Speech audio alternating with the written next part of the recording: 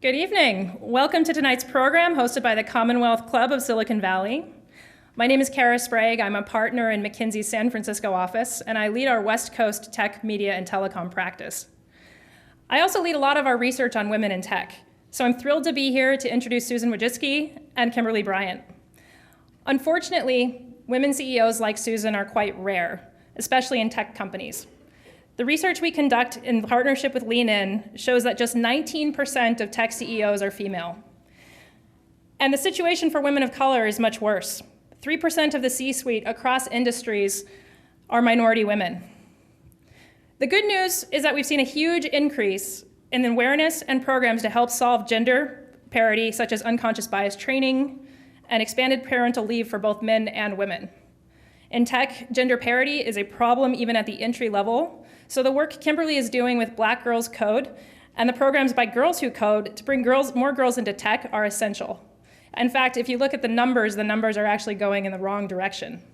So a couple of years ago, the number of girls who graduated with computer science degrees from college was around 19%, and currently we're hovering around 14%. So it's a real issue that we need to address. McKinsey's research found that it will take 100 years to reach gender parity in the C-suite at the current rate of improvement, which is why this program is so important. Now, it's my pleasure to introduce Susan Wojcicki, CEO of YouTube. Susan grew up in Palo Alto. She's a California girl. She received her degrees from Harvard University, UC Santa Cruz, and UCLA. She worked at Bain & Company, we can forgive that, and Intel, and rented her garage to a young startup founded by Larry Page and Sergey Brin. I bet you can all guess which one that one is. Susan became Google's first marketing manager, and she was employee number 16 in 1999. As a senior vice president of advertising and commerce, she was the mastermind behind Google's largest marketing tools, AdSense and AdWords, and also championed everyone's favorite, Google Doodles. At Susan's urging, Google purchased YouTube in 2014, and the digital video platform has more than 1 billion unique visitors every month. I count for one every night, and is valued at an estimated $70 billion. Susan has been one of the leading voices in the tech industry to address important issues like gender diversity, paid family leave, and improving company-wide transparency. She serves on the board of Salesforce and Room to Read. In 2015, Susan was named one of Time Magazine's 100 most influential people in the world. Moderating tonight's conversation is Kimberly Bryant, founder and executive director of Black Girls Code. Kimberly received her electrical engineering degree from Vanderbilt University and started Black Girls Code in 2011. Her international nonprofit is dedicated to changing the face of technology by introducing girls of color to the field of technology and computer science. And their mission is to teach 1 million girls of color to code by 2040. Ladies and gentlemen, please join me in welcoming Susan Wojcicki and Kimberly Bryant.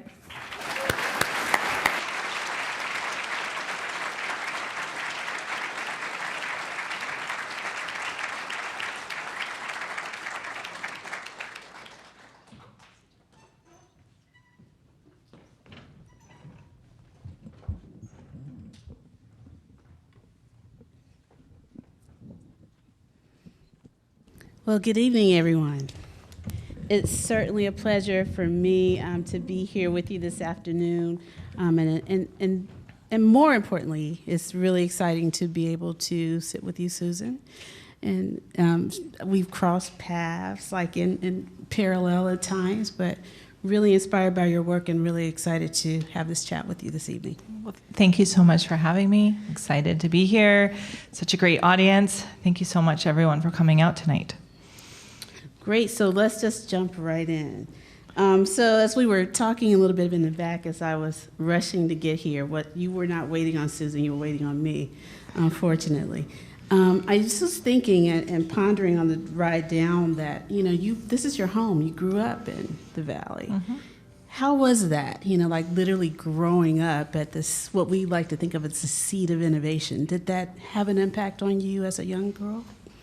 Well, so when I was growing up here, I don't think we really thought about it as much as being, or Silicon Valley and the concept of, the internet hadn't been invented yet, or at least not the internet as we know it.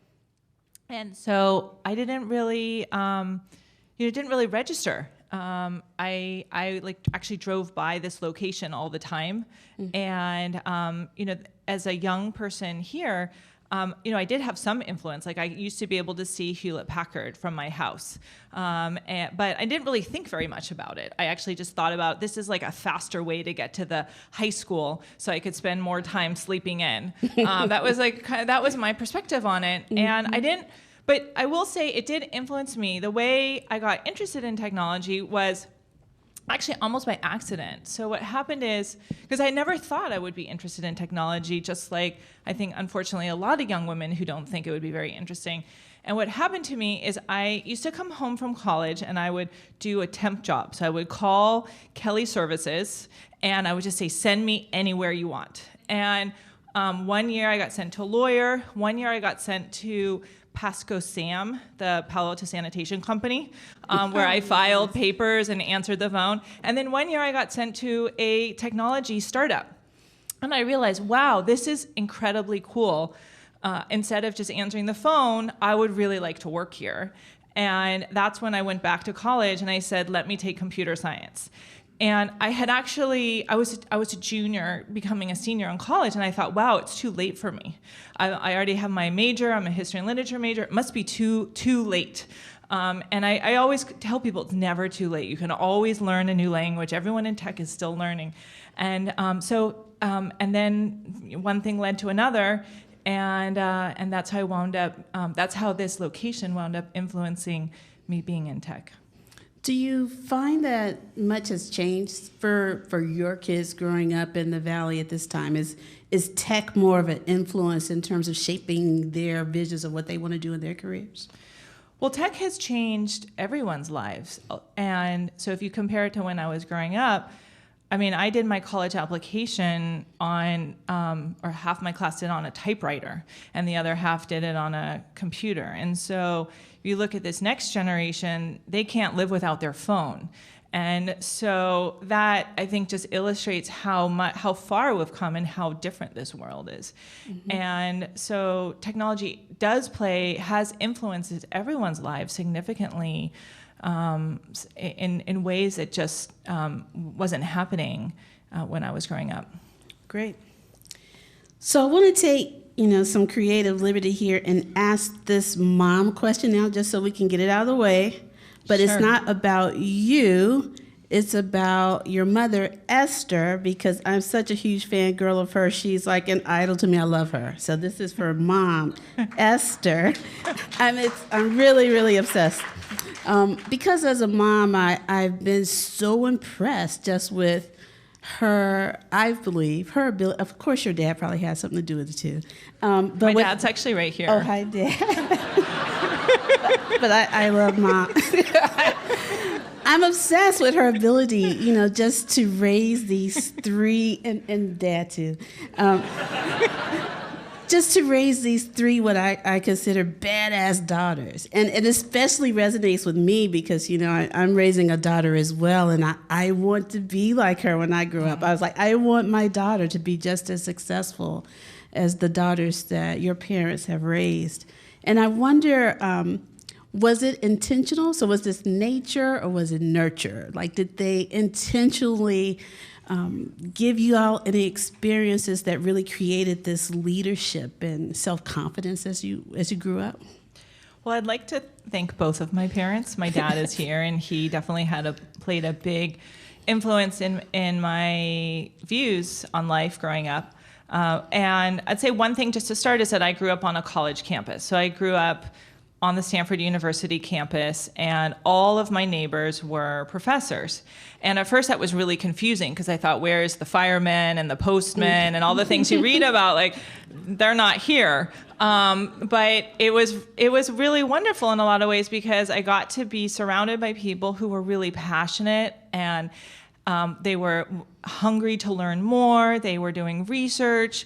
They had dedicated their lives to this greater cause. And I think that is a really valuable way when you think about your career. How do you do something that's really meaningful, that you love doing, and that you think can make the world a better place? And so growing up on a campus definitely influenced me that way. My mom I'd say has, and many of you may know my mom because she's a very outspoken, social person, and she's been a longtime teacher at Palo Alto High School. So many of you may know her either having been her student or being a parent in one of her classes. And I think one of the things that my mom really taught me was just to not be afraid to speak up and to voice my opinion. And she I always saw her voicing her opinion, and sometimes as a teenager, that was really embarrassing, and I had to learn to deal with that. But I found that to be an incredibly valuable skill, because when you're a tech CEO, you're often in an uncomfortable situation. You're often answering hard questions. Not everything that you're doing, everyone's saying, "Oh, great job." In fact, most of the time, people are asking you hard questions, and so that's been a really valuable skill. And I think, my father was a professor of physics at Stanford, and so just his hard work, his dedication to a very disciplined field like high energy physics over so many years was something I always admired, and it was.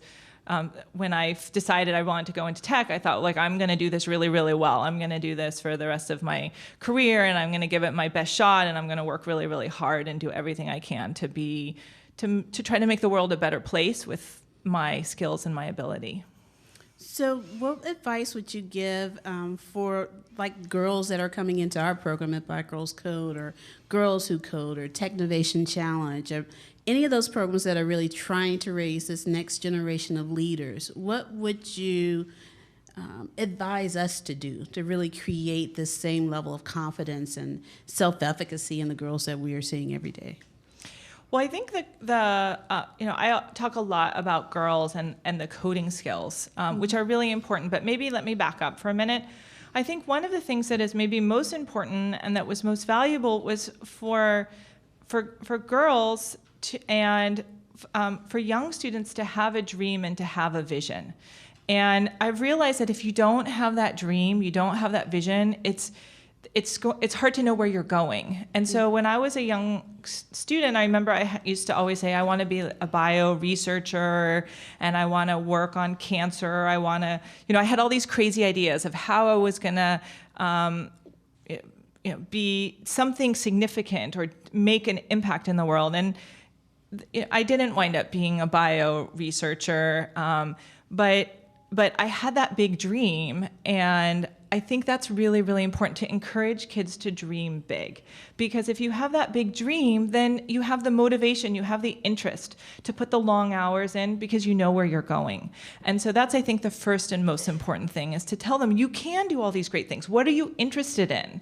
You want to be an amazing politician or singer or writer or doctor, anything. You can do it if you work hard. And so giving them that dream. The second thing that I've focused a lot on is just making sure that the next generation of young people, that we have diversity going into the tech field. And that, because what I see tech being a force for change. It's changing every part of our life, whether you're an architect or a city planner or a biologist. Pretty much any field you pick, and you can say, look, technology is changing it. And yet, if the people who are going into it and the people who are influencing change, if only 20% of them are women, or we just heard the stat that it's going down, that's 14% of them are women, like, that's a problem, because it means that we don't have the same perspectives. We don't have those same voices. And so I've compared it to literature, that if only 14% of the population or 19% of the population could write books and was literate, like, what would literature look like? It would be different. We would have all these voices, all these experiences that wouldn't be represented, that we wouldn't be able to relate to. And I think the same thing is true of technology. Technology it's a way of expressing the future. And if we don't have those voices that come from different experiences, then we're missing those perspectives. Well, where do you think that responsibility to kind of create this change and create these opportunities for the next generation, where does that lie? So does that lie with schools? Is it corporations? Is it nonprofits? Or how do you see that in terms of your worldview of who is responsible for kind of making the change we want to see? Well, I think it's everyone across the board. The question is, like, how can you affect change the soonest and the fastest? And maybe just starting from at the like maybe the most basic unit is a family unit, right? Parents encouraging their children to be able to embrace the sciences and to embrace technology. And we see in our research at Google that when there is someone who is more diverse, who's going into tech and choosing tech as a career, it's often because somebody encouraged them, because they had a mentor, they had a teacher, they had a parent who said, you can do this, and we want to support you. And so that's one of the things that I've tried to do on my own kids, and I'm happy to come back to my own stories about how I've been encouraging my own kids, which has been, I realize it's much easier said than done. So I've been working hard on that at home with my own. So I definitely think families play a role in that. Schools play a role in that. Technology is becoming more and more common, being taught in schools, but still in many schools it's not. I think I think computer science should be a requirement. We have biology, we have physics, we have all these other sciences that are a requirement, and we don't expect everyone to become a chemist or a doctor when they take it, but yet we think it's a valuable skill for them to have. And I think the same thing is true of computer science. If you want to prepare people for the next generation, they should all be taking it. And then and offering it at this school level for everyone right away takes care of a lot of the diversity issues, because suddenly everybody is getting it. You don't have a question of, do you have a class where girls are just 10, 20%? Well, no, they're 50% of the class because everyone's taking it. And I think that will make a big difference. And then government. How do you have government do more funding of it, provide more incentives across the board? How do they encourage it? How does it become part of the state curriculum? So I think there are many ways, and right now, I'd say probably all of those ways are insufficient because there aren't enough resources, there isn't enough focus, there aren't enough people who understand how important it is, that we have our lawmakers making those changes, that we have the resources to make it happen, or even necessarily always the parents to understand how important it is to encourage it with their children. Great. So, sort of piggying back on that same conversation, there's sometimes a debate in the tech world around, from a tech ecosystem standpoint, who owns the drive for diversity and that mission piece of diversity from a corporate standpoint? Is it a diversity officer or is it the CEO? As the CEO of YouTube, how do you see that balance in terms of, do you consider yourself the de facto chief diversity officer, or do you feel that you can hold both of those positions separately but still drive that change from the top? Yeah, so I think that's a great question. And I actually wrote an op-ed in Vanity Fair called Breaking Up the Boys Club, where I talked about some techniques to be able to address some of the issues. And I laid out 3 different points. So the first was, I do think it needs to come from the CEO. When the CEO says this is important, diversity is important, well, then everyone else in the company suddenly thinks it's important too. And there are many great examples of this. Mark Benioff, I serve on the board of Salesforce, he went out and said equal pay is really important. We're going to make a difference here. And he was able to implement change. Reed Hastings was able to do that with family leave at Netflix. So I think those are 2 examples of 2 great CEOs making change.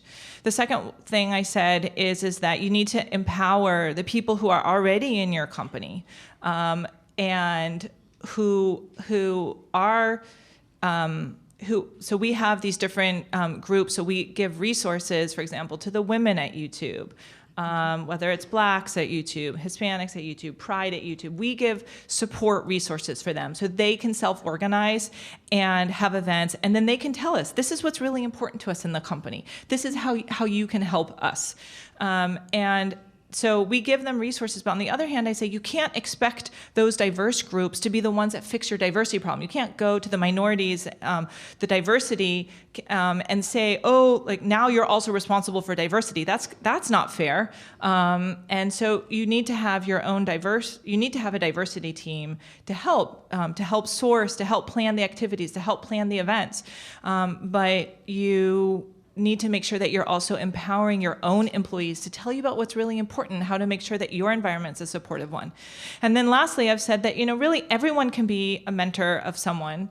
I've pointed out like how I've benefited from so many people at Google who are more senior. People always ask me like, is there a woman who is a mentor? All the people I worked with, there have all been men. All my mentors, all the senior people who have supported me along the way have mostly all been men. I'm sure maybe there's one or two women along the way, but and so I owe them. They saw talent, they saw I was committed, and they were willing to support me along the way. And I realized really, that I had this one event that I wanted to get invited to, and I was really, really upset I wasn't invited to this one event. And I went and I tried everywhere to get invited to this event, and I finally got invited to this event because I went to a very, very senior person, and he understood. His name's actually Bill Campbell, who is, like a lot of you know, is a well-known person in Silicon Valley, who was a great supportive woman. He said, I totally understand that you deserve to be there. And he made it happen that I was able to be there. And I realized at that moment, wow, this is how power is transferred. Power is transferred from one person to another. Bill Campbell has power. He went and said, Susan should be at this event. And lo and behold, I was there, and I was actually able to get a lot more done and fulfill my job in a way I couldn't have otherwise. And that was due to Bill. Great. So I love that story, and I love the story of how we talk about this a lot, or I talk about that a mentor it's the difference between a mentor and an advocate. Have you seen your role being one of the very first women hired to Google? That's outrageous. You're reporting I'm 16. That's incredible power. It would have been earlier if I had joined one day earlier. Really? What made that choice? There were 4 people who joined the day before me. I love it. So have you seen your role as an advocate for your ideas change as you've moved up the ladder throughout your career at Google, and now as the CEO of YouTube? And how do you see your leadership focus changing as you kind of increasingly get into these very more impactful roles step by step? Yeah, well, when I joined Google, I had just graduated from business school. And so I thought I knew a lot, but really I didn't know anything. And I just knew more than Sergey and Larry in a few areas. So I was able to convince them that I actually really knew something. But I mean, I was a very junior person. I had really very little work experience when I first started. And so mostly what I did was try to figure stuff out, and I learned. And I had great people who invested in me and people that I was able to learn from. And I learned really quickly, baptism by fire. And, I think really it's only been in maybe the last 5 or 6 years where I realized how I've really reached the top of the organization. It's my responsibility to make sure I'm giving back, that I'm now in a position where I can affect change. And so when I got to YouTube, right away, I said, let's look and figure out how can we make sure this is a really diverse place? How can I make sure that we have it open, available to everyone, and make sure that it's a culture that's inviting to everyone? And YouTube is an interesting platform because we do this for our internal employees, but YouTube's also a platform where we have YouTubers. So we have people all over the world who they don't work for YouTube, but they make their living on YouTube creating videos. And we want that to be a diverse place too, because there are no gatekeepers. Anyone can create content. So we have the tagline, broadcast yourself. Anyone can go and can create content and broadcast it to the world. And so that's a very diverse group. We work to make sure that everyone can have their voice heard, but we wanted to make sure that internally we were representative of our user base, and that our YouTuber base also feels like they are supported. So one thing I wanted to ask Susan is that coming in as such an early employee of Google, and then also being the one that really encouraged Google to purchase YouTube, to me that speaks of your vision as a leader and being able to kind of see 10 steps down, like this is where we need to go, or this company is going to make it. What was it in those two different instances, like with making the decision to join Google as a brand new company, and also later, saying we need to purchase YouTube? And what did you see in those two opportunities, or how do you figure out like where you should go next as a business leader? How do you what was so compelling about those two decisions that were so pivotal in your career and with these companies? Yeah. There were two really important decisions, and I think they were, joining Google for me was definitely a leap. It was a small company. I mean, people now say, of course Google. At the time, there were lots of search engines. People said there's no money in search. And why does the world need another search engine? And there was Google had zero revenue, no salespeople. Or actually, we had just hired our first salesperson. That was in the 4 people who started before me. And so, but what I saw is I just saw having grown up again on the college campus, I saw this is something that's providing information for people in a better way. And that was really motivating to me. And so I wasn't focused on the revenue. I was just focused on, is this going to make a difference in people's lives? And if the answer is yes, and I thought, wow, it could make a difference not just in my life, but in everyone's life. This is a much better tool than anyone else has, and much better technology. And it was a risk. I did join Google pregnant. I actually joined 4 months pregnant, and I left Intel, and which is a great company, but it was just a lot of people were even more confused when I told them that I was leaving Intel and I was pregnant, and it was a great choice because of just the opportunity. I think on the YouTube acquisition, again, it had to do with the fact that I just saw that YouTube was providing video and making it available to people in the world that otherwise wouldn't have been available. And so it was actually I call them these insights, there are moments where you see something, but the world hasn't seen it yet. That you understand the way the world is going to change in the future, and everyone else thinks you're crazy. They don't believe you yet, but in your heart, because you are seeing something that most people don't have the opportunity to see, that the world is going to change as a result. And that's what happened to me with YouTube. I saw these videos, I saw that people wanted to watch them, and I saw the numbers, and I knew that there was something in having regular people all over the world creating videos, and that other people would want to watch it. And most people didn't think that was true, but I think the numbers speak for themselves. So we just announced that we have 1 billion hours being viewed every single day on YouTube. So I think that shows that there's a lot of demand for content being uploaded to YouTube every single day. Now, with your YouTube, current success of YouTube, do you see, or does the company see itself as an incubator of sorts for these independent media brands that are about to become global brands? Or do you see yourselves as more in the education side in terms of all the content?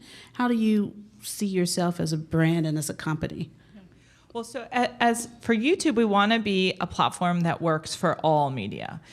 We want it to work for the very smallest creators as well as the very largest. And but what I think has happened is that YouTube has started to evolve a next generation of media companies. And so what happened is when YouTube started, people first uploaded videos that they thought were interesting, cat videos, YouTube's always famous for cat videos, and cats on skateboards, for example.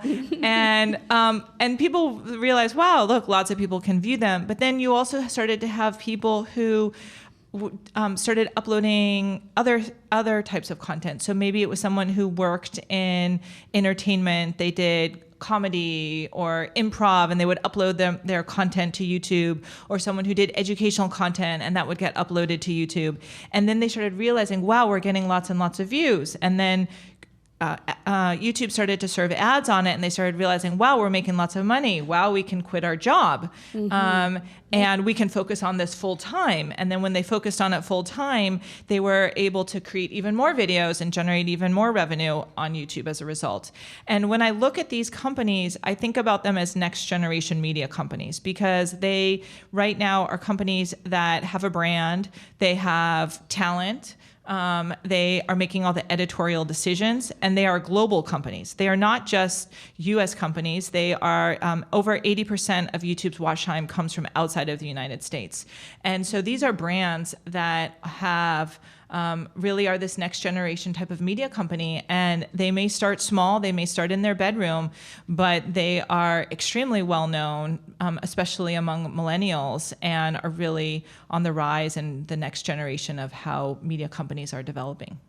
Yeah, I think for me, it's been interesting as definitely a Gen Xer watching my Gen Z daughter.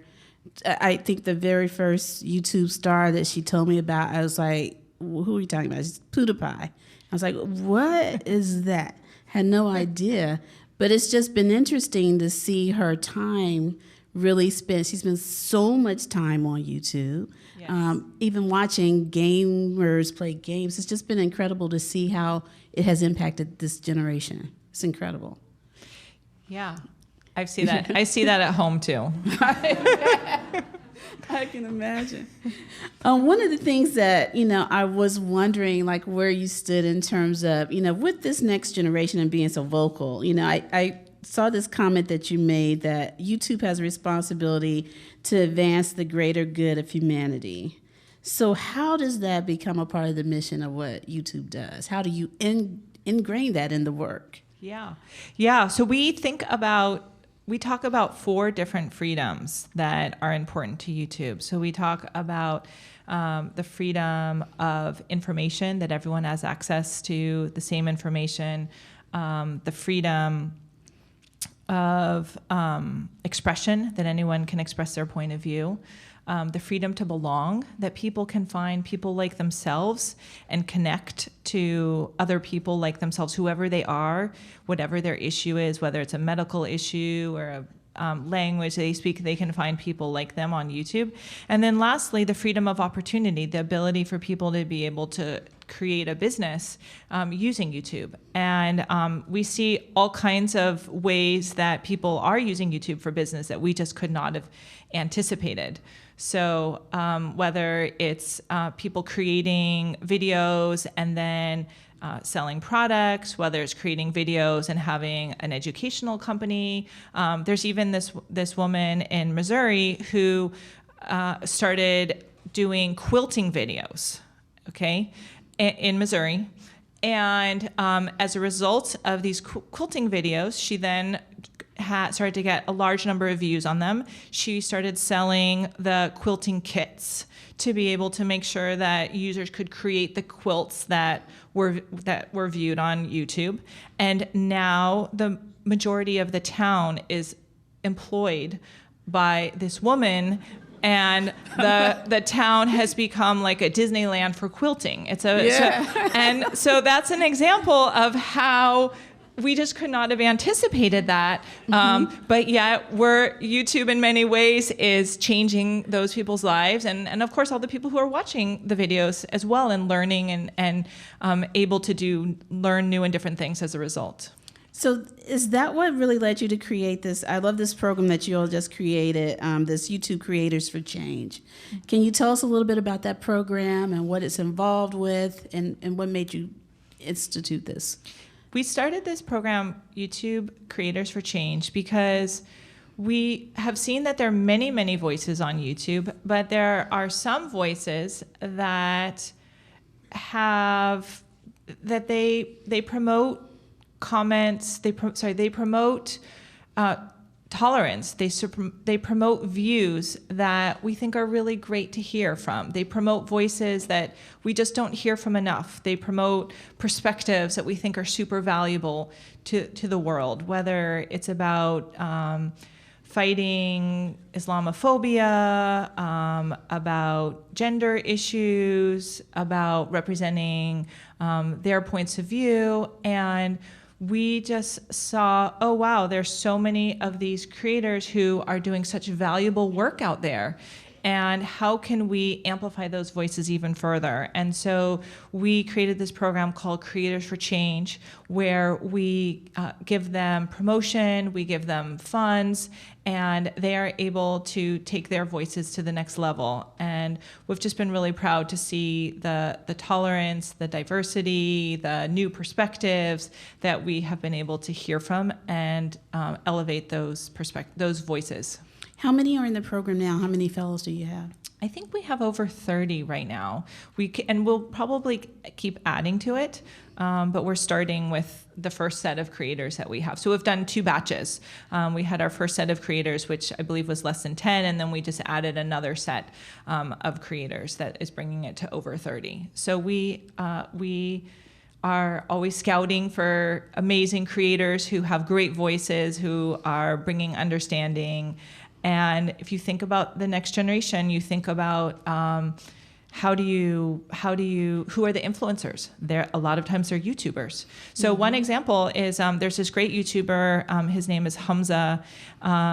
He is British, but he's of Pakistani origin, and he is he's a comedian, so he does really, really funny videos. I've watched a number of them. He always makes me laugh every single time I watch it. And he started uploading videos just to be able to share the comedy. In fact, he talks how important it is. He says, if I made one person laugh today, that made a difference in their life because they forgot about all their issues and problems, and for that one moment, they were laughing and they were really happy. But then what happened is that because he started to gain a really big audience and because he was really influential, he was contacted by the UK police, and they started talking to him about how can you help do anti-extremist types of programs, anti-radicalization types of programs. How can you go into communities that are more at risk and talk to them? And because he's a comedian, because he has that influence, because they respect him, because he has that point of view, he's been a very effective example. And so he is an example of a creator for change who is doing great work. He's tackling really hard issues like Islamophobia and extremism, and he's doing that with comedy, and he's able to influence the next generation. Now, how are you finding these incredible people? Are you sending a link out into the box? Are you having your kids send you like little suggestions? I mean, how do you find these folks all over the world? We watch their videos. Oh, which brings me to the next question from the audience. What is the last thing you YouTubed? Oh, what's the last thing I YouTubed? Gosh, what was it? I forgot. I was just with my family. I use YouTube all the time to look up information. And you would be surprised the number of people, very influential people that I meet. I just met this with a head of state, and he was telling me how he used YouTube to fix the family washing machine. And so I'm just saying there are many. Oh, I use it all the time. Every time my computer breaks. There are many ways that YouTube can help, whether it's like fixing your car. My daughter did a huge do-it-yourself experiment of making slime. Glue sales are up in the US because glue is an important ingredient in slime, and children all over the world are watching slime videos on YouTube and are buying it. And that happened in my house. No, a small little container is not sufficient to make slime. You need to buy many of those small containers or a big bucket. And so I use it for all types of do-it-yourself. But I also love watching all the late night shows and catching up. So those are probably my do-it-yourself, and late night shows are probably my 2 most common uses. Okay, cool. All right, I'm going to jump into these audience questions now. So the first one I have here is, It's from Shauna Sabrina, and it says, you talk about raising your voice to enact tangible change, but what are some effective ways to get people to listen who aren't willing to? That's a great question, because I've learned that over time, I have developed techniques to get people to listen to me, because it's really hard. You'll be in a meeting and you are surrounded. There are a lot of smart people. Everybody has something they want to say. How do you get your idea across? And, if you raise your hand and you're like, well, I think maybe like if we did this, something would happen. Like nobody's going to listen to you. So a lot of it is in the communication style of, first of all, you don't raise your hand. That's in the classroom. Unfortunately, in a business environment, people just don't raise their hand. You have to be able to somehow get your word in and be like, no, let me tell you, this is what needs to happen. And have the confidence to be able to say it in a way that people believe you. And that's not easy. I'm saying it's taken me many years to be able to get to that level, and also having the experience that I feel confident in what I'm saying. But I do think there is an art of communication and getting people to listen to you. Great. So now these are all YouTube questions. So let me see if I can make these three into one. Sure. Without making it too confusing. Okay, the first one says, how was piggyback? We talked about this a little bit. How does YouTube make the world a better place, and how will it become a force for change in the future? And then to that same question, there are many top creators that feel underrepresented in the YouTube community. What do you think you will do in the future to keep creators happy and make sure they don't move to other services? Yeah, well, so we always say creators are the lifeblood of YouTube. YouTube is a platform, and creators are so essential to YouTube and everything that we do. And our goal is just to create the best platform for creators. And we think about that a few ways of how do we give them the most promotion to help them be found. And that's really hard, because you have to realize that if we have millions of creators, we can't give them all promotion, right? That doesn't work that way. So we need to figure out how do we create a fair and level playing field so that everyone has the same opportunities. And then also, how do we make sure that we're giving them the most income and revenue from those views? And then lastly, how do they connect with their fan bases effectively? And I think that's a really important way that YouTube is different than traditional media, is there is this opportunity to communicate much more back and forth between creators and fans. And that can be with your comments, that can be with live streams, that can be with different, we've introduced text and photos. So there are many ways that creators and fans can communicate a lot more. And so if your audience is there and you feel like you can communicate with them, then that's really powerful for a creator. Do you see any specific communities of creators that are underrepresented on the platform? And are you doing anything to make it broader in terms of its reach, in terms of who is able to create on the platform? We are an open platform, and that means that anyone can post their content, but we want to make sure that we are hearing all voices. And so we do host different events for different types of creators. So for example, we held a number of YouTube Black events where we invited some of the top Black creators in the US to come. Even just them all getting to know each other is really valuable, just in that way, because it builds a community. To hear about what are some of the issues that they're bringing up, to make sure that they have access to our support resources, access to our YouTube studio spaces. So that's an example. Doing something similar for other groups. And because we're a global platform, there are different types of voices and different types of diversity means different things in different countries. And so we try to make sure that we are understanding what the diversity of every country means and how we are supporting those different groups. But we are an open platform, which is a great start. So do you see your role, and this is just me adding to the audience questions, Sure. Do you see the creators as partners with YouTube, or do you see them as your customers? How do you define that relationship in terms of the balance, in terms of your creators and YouTube as a company? YouTube YouTubers are they're partners. Many of them have dedicated their lives to creating content on YouTube, and we take that very seriously. And so YouTube wouldn't be anything without creators.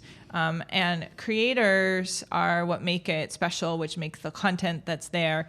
But on the other hand, the creators need YouTube to be able to get that distribution. Mm-hmm. And they also have choices, right? We realize that too. So we want to work hard, and that's why we want to provide the most revenue, the most promotion, views, and the best tools to make it work for them. Great. So now these are both from students, and okay. I have one high schooler, obviously, and one graduate from Cal. So the high schooler's question is, does YouTube have internships for high schoolers with CS backgrounds? And if so, what are the details of it? And the Cal grad says, I just graduated from Cal and starting full-time at Twitter. What's this YouTube? in marketing. That's okay. Marketing. And she's very interested. This is Raven, so I don't want to say this. This is a she. The student is interested in understanding how you move from a role in marketing to becoming CEO. So they are obviously very ambitious. Well, that's good. That's the first step. See, it goes back to my earlier point, which is yes. You need to think big from the beginning. So it's a good question. I'll answer the internship one first. We unfortunately do not offer internships for people who are in high school. I think it has to do with hiring people under 18. It's more complicated for us. I've looked. I don't work in HR, but I've tested this out a few times, and I got a lot of complicated answers back. I think the answer really is that you have to be in college to be able to get an internship. So just hold on, go to college, and then apply. And I'm sure you'll have many great opportunities then. I think the question about how you get from marketing to CEO, paths are not straightforward. People don't always go level 1, level 2, level 3, and especially in a company, it's not always clear where all the different paths are going. And I went from marketing to product management because I realized early on that the way I could influence a product the most and get more people to use Google. So I was responsible for Google's marketing. As I mentioned, I had very little experience. I was hired the only person in marketing for a startup, and I was asked to create a worldwide brand called Google with zero budget. So nobody in their right mind would ever sign up for such a crazy job. And I just didn't know any better, which is why I signed up for it. And right. But I realized early on that to be able to get people to use Google, and the best way to do that was to try to influence a product. And so I became more into product management, creating the product. And in technology, that's where there's a lot of influence. When you can create and change the product, that's what causes a lot of times the growth or the success for users to want to use it. And from product management, then I was able to go I went from product management to CEO, but I went across a lot of different parts of the company, including working in ads. So I will say, when you are the CEO, it's really good to know how companies actually make the money for the yes. company, and that you are versed in that, because getting the users is valuable, but also generating the revenue is also valuable. So I enjoyed being able to work in both of those areas along the way. Cool. So now on this thread of leadership, I love this question here. It says, what personality traits do you think a good leader should have? A good leader needs vision, needs to be willing to work hard, needs to be willing to listen. That's, I think, one point of view that people probably don't think about, is you need to be able to hear what people say. People need to feel heard by you. And you need to be able to express and represent what's happening in the company to the outside world, and the outside world to the company. And be willing to go with the ups and downs. It's not always easy, and it's not always clear where you're going, and be able to think critically and have a vision and a thought and be committed to getting there. Have you made any mistakes in your career, in any of your leadership roles, that were critical learning points for you that set you up for success in the future that you look back on now? Well, I've definitely made a lot of mistakes. I don't want to say, I don't think there's any way that my career has been perfect in any way. And I have worked on a few products that probably no one here has heard of because they didn't really go anywhere. And one of them, probably the first big product I worked on that went nowhere, was called Google Answers. And it was a service where people were able to ask a question and we were going to hire researchers and they were going to research it and for a fee give you the answers. And unfortunately, no one really wanted to pay for this service. And I think when you make a mistake or something doesn't go as expected, the best thing is just to own up to it right away and to fix it and not be emotional about it and just move on. And in that case, it was really hard. We had a team, it wasn't going anywhere, and it was hard to admit that it wasn't going anywhere. But actually admitting that and then moving on to my next project, which turned out to be Google AdSense, which is an important part of Google's revenue today, and significant part of YouTube's revenue, was my next project. And so I think it's very important to acknowledge that when there's a mistake, you made a mistake, it's fine. Just move on, just accept, learn from it, and get stronger. And that happens honestly all the time. We make mistakes all the time. I always say, why isn't this working? Let's just have a really honest conversation. Let's not be emotional about it. If it's not working, just fix it. It's fine. People make mistakes, but you can also just make it get on the right path as quickly as possible to address the issue. That's great. One of these questions is about your longevity with Google. You've been with Google for 18 years. So what do you say to the new workforce generation that jumps from company to company looking for the next best thing? Or do you even agree with that sentiment? So I don't know if that's true. I was like that too in my earlier part of my career. And I do think that the younger generation, I think when you're younger, you're also you're trying to better understand what is reasonable for you, what you want to do. But I will say once you find it, then it's great to stick with it. And I also see people get impatient. That's the other thing. I see people say, oh, I haven't been promoted fast enough. I'm going to leave and I'm going to go to another company. And they're going to give me a higher title. And title isn't everything. There's more a question of, well, what is the company doing? What's the growth? What's the learning? Who are the people that you're working with? And so I see people get impatient, and there is value in sticking with something and having the patience to continue to grow with it. To that note, one of the things that we see in the industry now for young women coming up the field, and this question sort of taps on this too, that there's a lot of emphasis on this pipeline. So this early pipeline work that organizations like Black Girls Code is doing, but not as much work on attrition, with 57% of women in computing leaving their jobs by mid-career. So what's the question here is, what's the retention rate of women at YouTube, and how do you address this issue of retention? So I always look at it as like, I'm here feeding this funnel with all these young Susans, these young Marks that may not be there in 5 years after they start. So how are you looking to address that within YouTube and really keep those women, those new engineers that are coming into your workforce there, so that they can follow in your path, move up through the ranks, and become those next level of leaders? And what's the retention rate? Can you share? Retention is really important, and I always remind that when we talk about recruiting new people. I always say, well, let's first make sure the people we have are really happy here, and that they're growing and they feel good about their careers here. And it's always multifactorial, right? Why is somebody happy? Why is someone leaving in their role?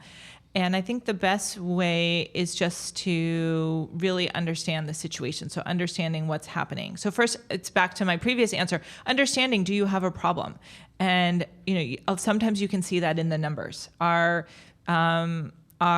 women leaving more frequently? Do you see that across the different diversity groups that we look at? Are they leaving? Are they not getting promoted as quickly, right? So there are a number of metrics that might be indicators to understand how they're doing in the organization. And I'll say that the numbers can tell you a lot. And for example, we just saw this at YouTube, that we saw that we were having an issue from one level to another level. And what we did is we got to the better of understanding, well, why is this happening? Why does this one level, it was a more junior level to another kind of, early in your career level.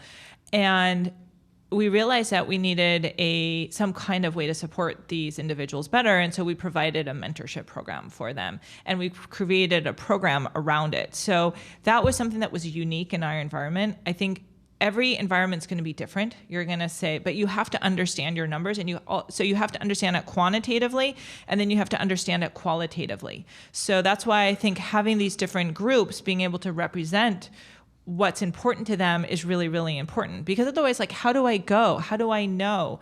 How are Blacks at YouTube feeling, right? I need there to be an organization and a group. I want to have lunch with them and hear from them. What are the things that are really important to you? How can I support you better? And that way there's an official group that can represent and can give feedback to the organization about what would be helpful, whether it be we need more funding, or we need this, we want to have these types of activities, or these kind of issues are a problem for us. Then you can become aware and you can address them. And so I think it's a combination of the quantitative, understanding what the numbers are saying, people leaving, for example, but not telling you why, and the qualitative, when you meet with different, we call them ERGs, employee resource groups, and they could be across anything, right? When you meet with an ERG, what are they telling you? What's the qualitative data that you're gathering from that? So, I always, just lastly, just common sense, I always just say having friends at the office makes a huge difference. That was true for me in my career, that if I had friends that were there that could understand what I was going through and I had a hard time and that would be supportive, I could always get through them. It was if I felt I didn't have any support and any friends at the company, that it would be really hard. So with building those friendships, though, what part do you think that culture plays in that? We hear a lot about culture fit on the individual, towards the individual being a culture fit or not for a company. But what onus falls to the company in creating this supportive culture? And how do you approach that in terms of creating that culture of support within YouTube? Well, from a culture standpoint, I think that's a really complex question, right? Because the culture needs to work in such a way that everybody feels comfortable. And stuff comes up, right, in an office environment. And so there needs to be, we talk a lot at Google about the culture of respect. We need to respect one another. We may disagree, but we need to respect other points of view. And that is something that as a leader, you bring up in the company. You bring up, look, we want to have different points of view. We want to have respect. You don't have to all agree, but you need to respect those other points of view. And that trickles down in many ways. Sometimes then you have a leader who says something inappropriate. How do you handle that? Well, if you just let it go, well, then the company notices. They just let it go. Maybe it's okay, and other people start repeating it. So you need to actually implement it, take action on it. Say it's important, act like it's important, support it so it is important. And it's multifactorial, and it's ever changing, right? Because something can happen. There can be, there are new sensitivities that have come up, I'd say even in the last year, that are really different, that we probably didn't experience as much, 2 years ago. So is culture organic, or is it ingrained in the company when you started? So when you were 16 at Google, is that the same culture you all have as a company now, or has it changed as the company has grown? Culture is started by the founders, and it is managed and maintained by the leadership. And it may be hard if you have a culture, if you have a transition and culture becomes I would say at Google, it's owned by the management team, and it's owned by the leaders of the company, but everyone at the end has a responsibility to fulfill that culture and to make sure that they are a part of it. So, And upholding the values. okay. Yeah.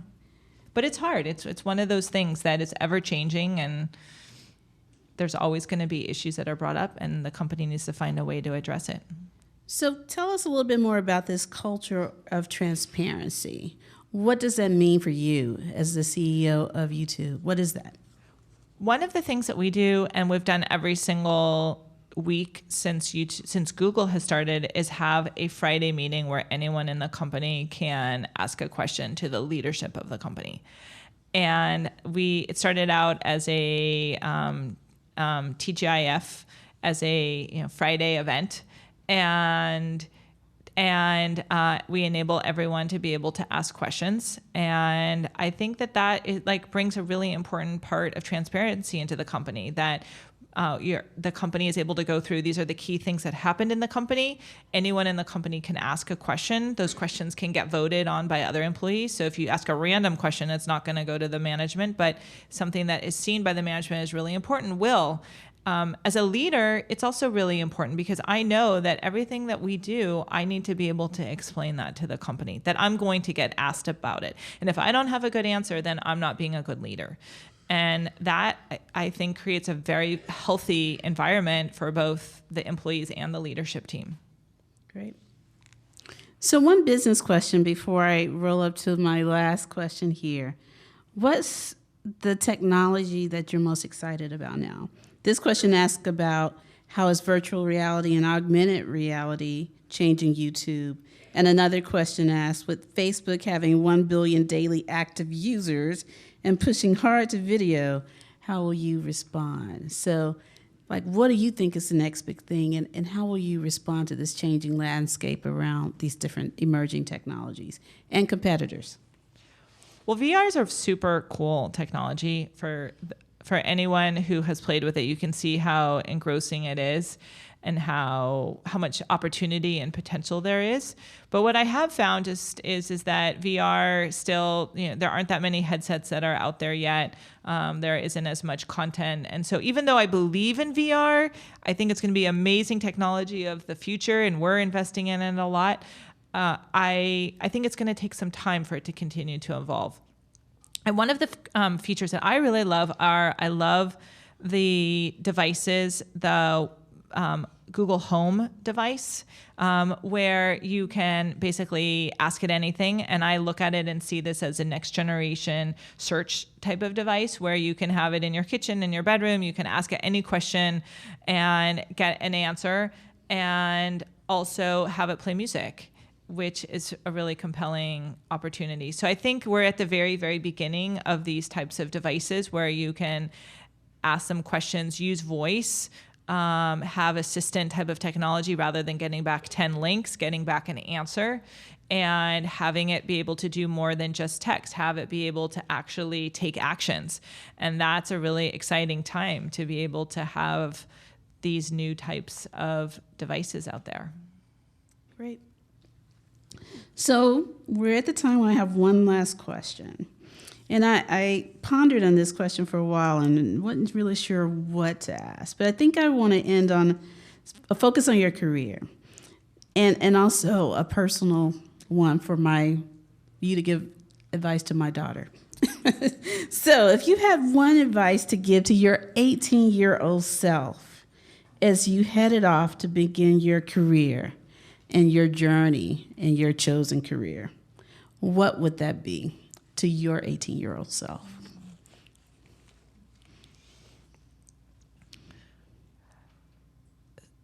Probably the most important thing I learned in college was to learn to think for myself and to not let other people intimidate me.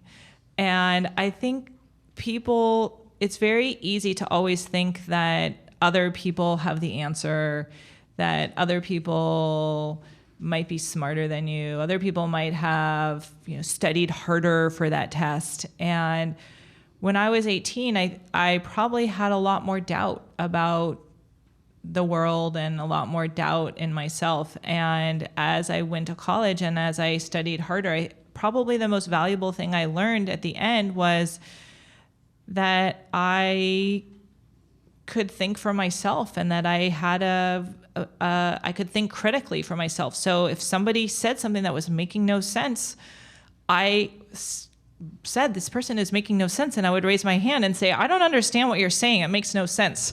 And that is a really, really important and valuable skill, to be able to think critically, or maybe even think like, you know what, I don't need to tell that to that person, but I'm going to go somewhere else and spend my time somewhere else.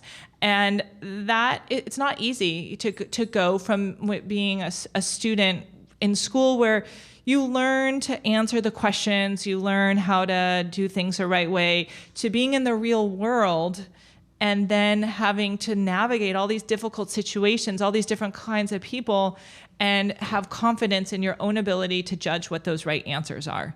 And I always try to remember that, to have confidence, and that that it's important to have your voice heard. It's important to say what you believe in. Important to and that there's real value in that. And so that's what I'd recommend to your daughter, to have a lot of confidence in herself, to work incredibly hard, but to ask those questions and to learn to think critically. And that critical thinking will lead her to a place where she is interested and excited about what she's doing every day. Well, on that note, I want us to all thank Susan. Thank you.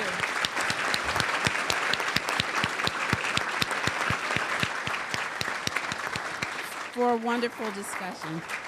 Thank you so much for having me here, and thank you for all your wonderful questions. All right. Thank you very much.